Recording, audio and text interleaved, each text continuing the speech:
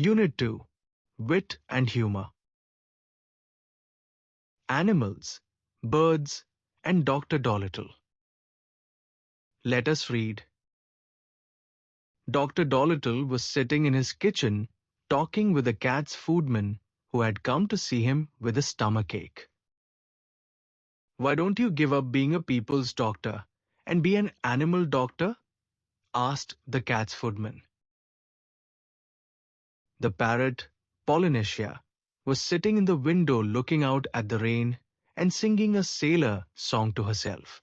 She stopped singing and started to listen. "You see, doctor," the cat's footman went on, "you know all about animals, much more than what these vets here do.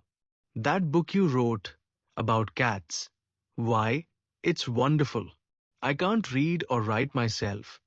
My wife, Theodosia, is a scholar, and she read your book to me. You might have been a cat yourself. You know the way they think." When the cat's foodman had gone, the parrot flew off the window onto the doctor's table and said, "That man's got sense. That's what you ought to do. Be an animal doctor. Give the silly people up. If they haven't brains enough to see you're the best doctor in the world, take care of animals instead, they'll soon find it out. Be an animal doctor." "Oh, there are plenty of animal doctors," said John Dolittle, putting the flower pots outside on the windowsill to get the rain. "Yes, there are plenty," said Polynesia, "but none of them are any good at all. Now listen, doctor, and I'll tell you something. Did you know that animals can talk?" "I knew that parrots can talk," said the doctor. "Oh, we parrots can talk into languages. People's language and bird language," said Polynesia proudly. "If I say, 'Polly wants a cracker,' you understand me. But hear this, 'Kaka oie, Fifi.'" "Good gracious," cried the doctor. "What does that mean?" "That means, 'Is the porridge hot yet?' in bird language." "My, you don't say so," said the doctor. "You never talked that way to me before." "What would have been the good?" said Polynesia, dusting some cracker crumbs off her left wing. "You wouldn't have understood me if I had." "Tell me some more," said the doctor, all excited, and he rushed over to the drawer and came back with a book and a pencil. "Now don't go too fast, and I'll write it down. This is interesting, very interesting, something quite new. Give me the birds A, B, C. First, slowly now." So that was the way the doctor came to know that animals had a language of their own and could talk to one another. And all that afternoon, while it was raining, Polynesia sat on the kitchen table giving him bird words to put down in the book. At tea time, when the dog, Jip, came in, the parrot said to the doctor, "See, he's talking to you." "Looks to me as though he was scratching his ear," said the doctor. "But animals don't always speak with their mouths," said the parrot in a high voice, raising her eyebrows. "They talk with their ears, with their feet, with their tails, with everything. Sometimes they don't want to make a noise. Do you see now the way he's twitching up one side of his nose?" "What's that mean?" asked the doctor.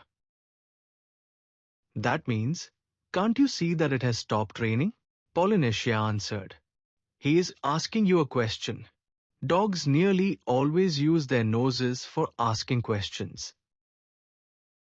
After a while, with the parrot's help, the doctor got to learn the language of the animals so well that he could talk to them himself and understand everything they said. Then he gave up being a people's doctor altogether. Part 2. As soon as the cat's foodman had told everyone that John Dolittle was going to become an animal doctor, old ladies began to bring him their pet pugs and poodles who had eaten too much cake, and farmers came many miles to show him sick cows and sheep. One day, a plough horse was brought to him, and the poor thing was terribly glad to find a man who could talk in horse language. "You know, doctor," said the horse, "that Wet over the hill knows nothing at all. He has been treating me 6 weeks now, for something or the other. What I need is spectacles. I am going blind in one eye. There's no reason why horses shouldn't wear glasses, the same as people. But that stupid man over the hill never even looked at my eyes. He kept on giving me big pills. I tried to tell him, but he couldn't understand a word of horse language. What I need is spectacles." Of course, said the doctor. "I'll get you some at once." "I would like a pair like yours," said the horse, "only green. They'll keep the sun out of my eyes while I'm ploughing the field." "Certainly," said the doctor. "Green ones you shall have."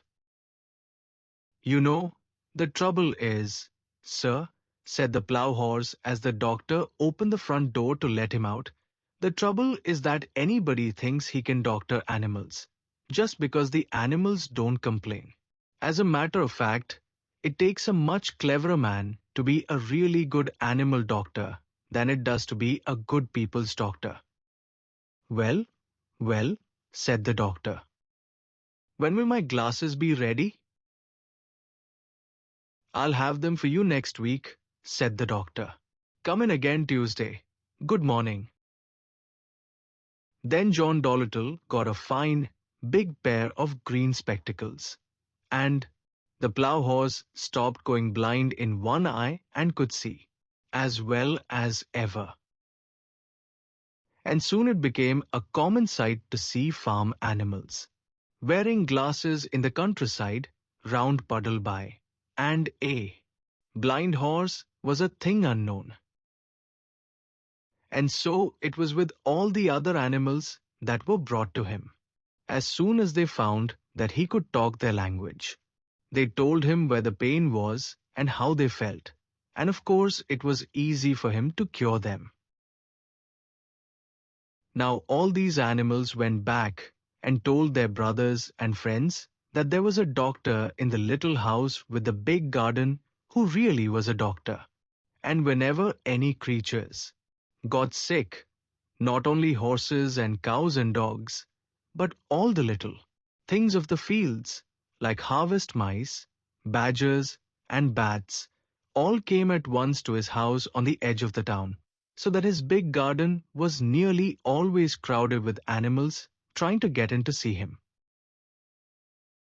There were so many that came that he had to have special doors made for the different kinds. He wrote horses over the front door, cows over the side door, and sheep on the kitchen door. Each kind of animal had a separate door, even.